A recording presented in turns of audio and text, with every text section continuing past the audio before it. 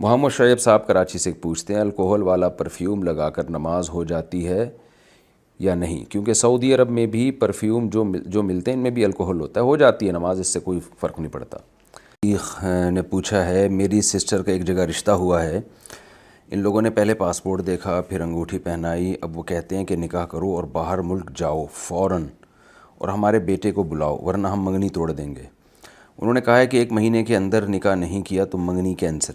میرے والدین کہتے ہیں کہ نکاح کے بعد میاں بیوی کا کچھ دن ساتھ رہنا ضروری ہے تاکہ انڈرسٹینڈنگ ہو اور پھر بعد میں دونوں ساتھ باہر ملک جائیں۔ سوال یہ ہے کہ کیا لڑکے والے اپنی جگہ صحیح ہیں یا وہ اپنی طاقت کا غلط فائدہ اٹھا رہے ہیں؟ دونوں پرلے درجے کے بیوقوف ہیں، بہت معذرت کے ساتھ۔ وجہ اس کی یہ کہ ان کا یہ کہنا کہ لڑکی کو باہر بھیجو اور وہ لڑکے کو بلائے، تو یہ تو نکاح کی بیس ہی ٹھیک معلوم نہیں ہو رہی ہے۔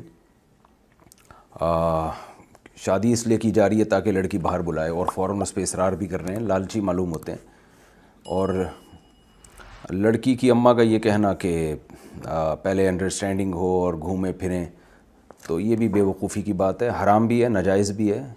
گوروں کو دیکھ لیں، انڈرسٹینڈنگ کرتے کرتے بچے پیدا ہو جاتے ہیں ان کے، اور بچے پھر ابا اماں کی شادی میں تمبو لگا رہے ہوتے ہیں، تو یہ فضول باتیں ہیں۔ پہلے جتنی شادیاں ہوتی تھیں رشتہ طے ہوا اور شادی ہوئی، یہ سب بیہودگی والی باتیں ہیں کہ انڈرسٹینڈنگ اور پہلے گپ شپ ہوں، ایک دوسرے کو سمجھ لیں۔ نکاح کے بعد کی زندگی نکاح کے پہلے والی زندگی سے بالکل ڈیفرنٹ ہوتی ہے۔ آپ 10 سال ایک دوسرے کو سمجھتے رہیں، نکاح کے بعد بالکل ایک دم لائف چینج ہو جاتی ہے۔ وہ پہلا سمجھا ہوا بعد میں کام نہیں آتا ہے، خوب سمجھ لیں۔ تو یہ رشتہ میرا خیال ہے توڑ دینا چاہیے، اس کی بیس ہی ٹھیک نہیں ہے اور وہ بہت زیادہ جلدی کر رہے ہیں تو پاسپورٹ کی بیس پہ، تو اس لیے میرا خیال ہے یہ فضول سا رشتہ ہے، اس کو مشورہ اگر لے رہے ہیں تو توڑ دینا چاہیے۔ پاکستان سے کسی نے پوچھا ہے کیا ٹیکس نہ دینے سے آمدن حرام ہو جاتی ہے؟ میں نے ایک مشہور اسکالر کا کلپ دیکھا تھا، انہوں نے کہا ہے کہ حرام ہو جاتی ہے، آپ کی کیا رائے ہے؟ زکوٰۃ نہ دینے سے بھی آمدن حرام نہیں ہوتی، تو ٹیکس تو کیا چیز ہے پھر وہ؟ تو زکوٰۃ نہ دینا گناہ ہے لیکن آمدن حرام نہیں ہوتی اس سے۔ اسی طرح ٹیکس نہ دینا بھی غلط کام ہے، اللیگل ہے، دینا چاہیے، لیکن ٹیکس نہ دینے سے آمدن حرام نہیں ہو جاتی۔ دوسری بات یہ کہ ٹیکس اگر آپ دے رہے ہیں تو گورنمنٹ پر لازم ہے کہ وہ ٹیکس کو صحیح جگہ استعمال کرے۔ ٹیکس کے چند اصول ہیں۔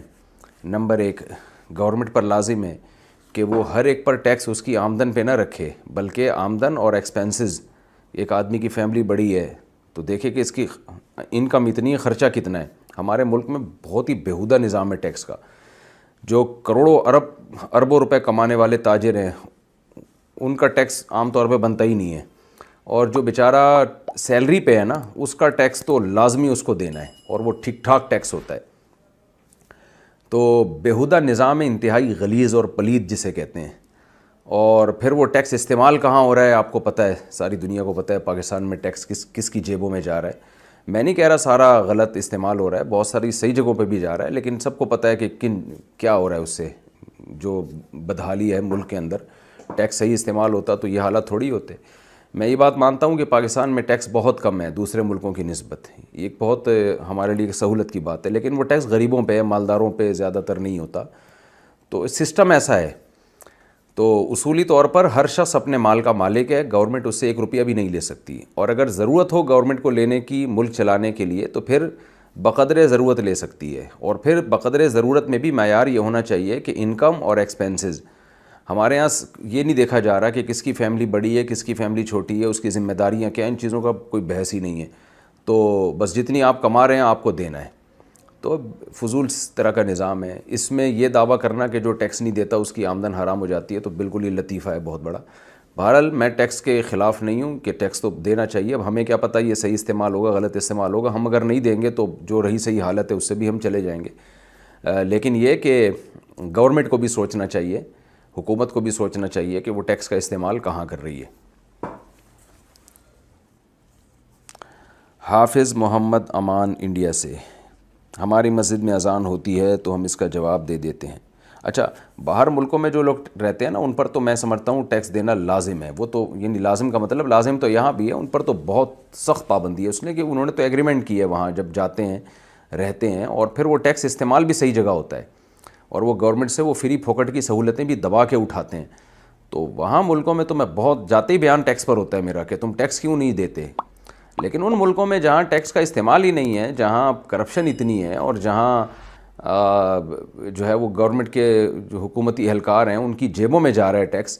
آپ دیکھ لو سندھ کی حالت تو دیکھیں آپ جا کے ذرا, کتنا ٹیکس لیا ہے, اور روڈوں کی حالت دیکھیں آپ. کراچی میں کتنا ٹیکس ہم دیتے ہیں, روڈوں کی حالت دیکھیں. جو گورنمنٹ ہمیں گٹر کے ڈھکن نہ دے سکے, وہ اس کو شرم نہیں آتی ہم سے ٹیکس مانگتے ہوئے, تو پھر بھی ہم دیتے ہیں اور لوگوں کو حکم دیتے ہیں کہ بھائی ٹیکس دو. آپ اپنی ذمہ داری پوری کریں, گورنمنٹ پوری کرے نہ کرے وہ اس سے آخرت میں سوال ہوگا. لیکن یورپ امریکہ میں وہاں پر تو میں لوگوں کو جاتے ہی بیان, اور میں نہیں, بہت دیگر جو علماء گئے ہیں وہ بھی کہتے ہیں کہ بھئی آپ وہاں پر تو لازمی, کیونکہ وہ ٹیکس صحیح جگہ استعمال ہوتا ہے. تو اللہ ہمارے حکمرانوں کو ہدایت دے. جس دن کراچی میں گٹر کے ڈھکن لگ گئے نا, تو میں پھر جو ہے نا وہ زکوٰۃ کی طرح ہم فتویٰ دے دیں گے کہ بھئی ٹیکس لازمی دیں. جان اور مال کی حفاظت تو ہماری ہو نہیں رہی ہے. صبح شام ڈاکو کراچی میں لوٹ رہا ہے لوگوں کو. پرسوں واقعہ ہوا, ترسوں واقعہ ہوا, کل واقعہ ہوا. 6 دفعہ ایک آدمی کا موبائل چھینا ہے, کل مجھے کسی نے بتایا میرا 6ٹھی دفعہ موبائل چھینا ہے. تو جو گورنمنٹ لوگوں کو جان کی حفاظت نہ کر سکے, گٹر کا پانی پلا رہی ہے. آپ یہ جو لائن کا پانی ہے نا جو گورنمنٹ فلٹر کر کے آ رہی ہے, گورنمنٹ سے گزارش ہے خدا کے لیے فلٹر نکال لیں, کیونکہ جو فلٹریشن کا جو سسٹم گورنمنٹ نے لگایا ہے نا, تو پانی تو فلٹر ہوتا ہے, فلٹر کبھی بھی فلٹر نہیں ہوتا. وہ جو لگا دیا اس میں چوہے چھپکلیاں فلٹر ہو رہے ہیں, پھر وہی نیا پانی اس سے فلٹر ہو کے آتا ہے, وہ اور گندا ہو جاتا ہے. تو بہتر ہے ہب ڈیم سے خود ہی جا کے پانی لے آیا کریں آپ, یا نہروں سے ڈائریکٹ نکال لیا کریں, وہ کم گندا ہوتا ہے. گورنمنٹ سے جو فلٹر ہو کے آ رہا ہے نا وہ زیادہ گندا ہوتا ہے, آپ ٹیسٹ کر کے دیکھ لیے گا. تو خاص طور پہ سندھ کی حالت میں بتا رہا ہوں, مجھے نہیں پتا پنجاب اور KPK میں کیا حالت ہے. سندھ کا تو بیڑا ہی غرق ہوا ہے, اور ہمیں کوئی بظاہر امید بھی نہیں ہے کہ سندھ کو ٹھیک ہونے والا ہے. تو اور سندھ میں سب سے زیادہ بیڑا غرق ہوا ہے کراچی کا. تو ٹیکس دیں بھائی ہم یہاں پر, ماشاءاللہ بہت اچھی بات ہے. حافظ محمد امان انڈیا سے کہتے ہیں ہماری مسجد میں اذان ہوتی ہے تو ہم اس کا جواب دے دیتے ہیں, مگر اس کے بعد اور مسجدوں کی اذانوں کی آواز بھی آتی ہے, تو کیا ان کا جواب بھی دینا چاہیے؟ پہلی دفعہ جو اذان ہو اور اپنی قریبی مسجد کی, بس اس کا جواب دے دینا کافی ہے, باقی جواب نہ بھی دیں کوئی حرج نہیں ہے. انڈیا سے کسی نے پوچھا اگر کوئی عورت بنا چہرہ اور کچھ بھی دکھائے بس آواز بدل کر ایڈیٹر سے آواز سخت کر کے یوٹیوب پر کچھ اپلوڈ کرے تو وہ ارننگ حلال ہوگی, جبکہ معاشی طور پر اچھی بھی ہو, اتنی ضرورت بھی نہیں ہے, یا اس کو آواز ہاتھ اور چہرے کے بغیر صرف سلائیڈ شو سے ہی ویڈیو بنانی چاہیے؟ دیکھیں احتیاط تو یہی ہے کہ عورت سلائیڈ شو سے ویڈیو بنائے, اور لیکن اگر وہ ایڈیٹنگ کر لیتی ہے تو کر سکتی ہے وہ, یا ویڈیو بنا کے اگر عورت ڈال بھی دیتی ہے نا اپنی ہی آواز کے ساتھ بغیر ایڈیٹنگ کے بھی, تو اس سے ارننگ حرام نہیں ہو جاتی. اب اس میں عورت کی آواز میں کس کو کتنے فتنے کا اندیشہ ہے وہ تو ایک الگ مسئلہ ہے, اس عمل کو اپریشیٹ نہیں کیا جائے گا. جوان عورت کو چاہیے بلا ضرورت اپنی آواز کا بھی پردہ کرے, لیکن اگر وہ ایسا کر لیتی ہے تو ارننگ کا اس سے حلال حرام کا تعلق نہیں ہے, ارننگ بہرحال حلال ہوگی. لیکن یوٹیوب کی ارننگ کے بارے میں یہ ذہن میں رکھیں کہ یوٹیوب کی جو ارننگ ہے اس میں سے کچھ فیصد صدقہ کرنا لازمی ہے. کچھ لوگ 5% کہتے ہیں, کچھ 10%, جو ماہرین ہیں کچھ 2.5% کہتے ہیں. اس کی وجہ یہ ہے کہ اس میں یوٹیوب میں نا کچھ حرام ایڈ بھی آ جاتے ہیں جو ناجائز ہوتے ہیں, تو اس کی وجہ سے کہا جاتا ہے.